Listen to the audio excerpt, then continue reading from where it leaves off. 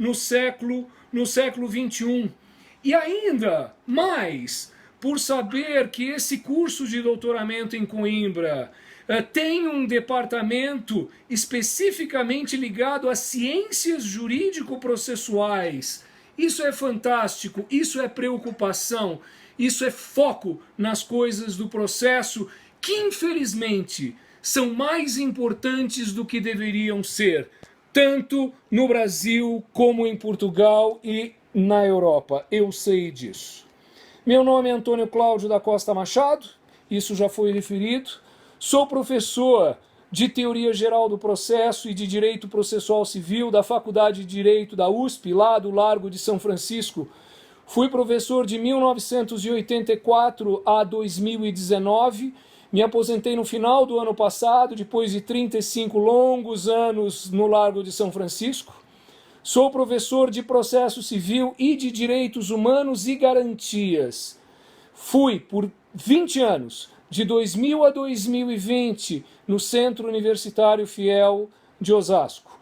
Fui professor do curso de mestrado da Universidade de Franca, da Universidade de Guarulhos, fui coordenador de processo civil da Escola Paulista de Direito, tão conhecida aí em Portugal, e há 35 anos milito nessa área e me dedico à produção de conhecimento e à produção de livros na área do processo civil, com um especial interesse nos meios adequados, como diz o nosso novo Código de Processo Civil, nos meios adequados de solução de conflito.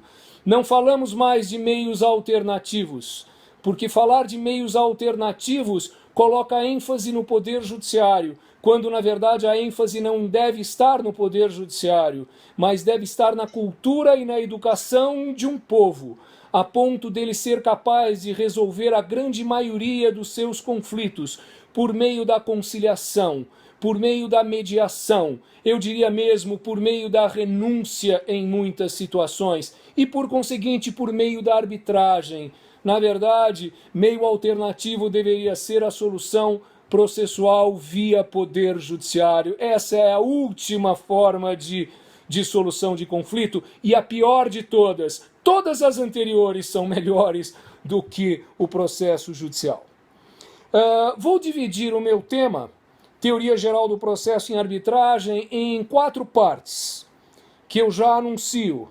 Eu vou começar falando sobre Teoria Geral do Processo, com uma interrogação na frente. Em seguida vou falar sobre arbitragem e seus aspectos sociológicos mais relevantes, com um foco, evidentemente, no Brasil, mas eu imagino que isso valha para Portugal e para a Europa também. Em terceiro lugar, vou falar sobre a arbitragem em seus aspectos constitucionais brasileiros. E em quarto lugar, vou falar sobre a arbitragem e os seus aspectos relativos à quadrilogia estrutural do direito processual, jurisdição, ação, processo e defesa. Quero abordar, portanto, a arbitragem sob esses múltiplos enfoques, de forma a poder contribuir, ainda que por um pouco, com esse programa de doutoramento de Coimbra e com essa disciplina tão desafiadora, que é falar de riscos e desafios do cível no século XXI. Teoria geral do processo e uma interrogação. Teoria geral do processo. Uma teoria geral do processo ainda não foi construída. Ainda não foi construída. Por quê? Porque a palavra processo tem significados diferentes. Eu digo que uma teoria geral do processo não foi construída porque focalizo, em primeiro lugar, a Constituição. Nós sabemos que os processualistas querem a reserva de mercado da palavra processo.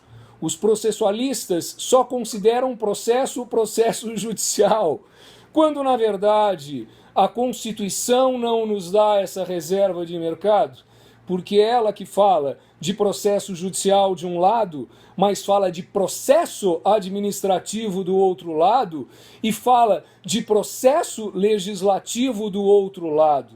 Quer dizer, sob essa perspectiva constitucional, terminológica, não é possível falar de uma teoria geral do processo, porque ninguém ainda tentou reunir todas as coisas para incluir também o processo legislativo e os processos privados dentro de uma teoria geral do processo.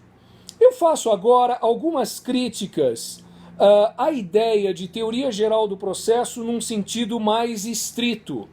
E faço essa crítica a partir de algumas críticas incisivas que surgiram no direito processual e principalmente no direito processual civil nestas últimas décadas, nessas últimas 4 décadas, principalmente. Há quem diga, não existe uma teoria geral do processo. O que existe, na verdade, nos livros de teoria geral é uma teoria geral do processo de conhecimento. Eu resisto a essa ideia. Não, é possível investigar o processo civil numa perspectiva holística, para compreender o processo civil de conhecimento, o processo civil de execução e o processo civil cautelar, como tínhamos nós no Brasil, um dos poucos países do mundo a dignificar o processo cautelar. Em Portugal fala-se de procedimentos cautelares, na verdade, sem a mesma autonomia que nós conquistamos aqui no direito processual civil com o Código Buzaide de 73, e essa coisa, a que mais dignifica, na minha opinião, o Código de Processo Civil de 1973, um dos códigos mais avançados, democráticos e técnicos do mundo. O Código de 2015, a primeira coisa que ele fez foi jogar no lixo o processo cautelar e nos legar um instituto chamado tutela provisória que deixa muitíssimo a desejar. Que saudade do Código de 1973! Que retrocesso experimentamos com a eliminação do processo cautelar.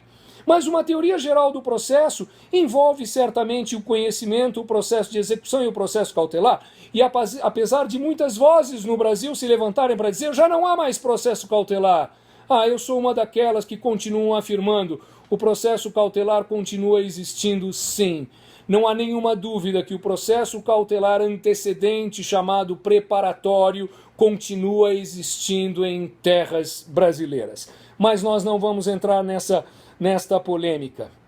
Uma outra crítica que se pode dizer é: a teoria geral do processo não é teoria geral do processo. A teoria geral do processo é uma teoria geral do processo civil.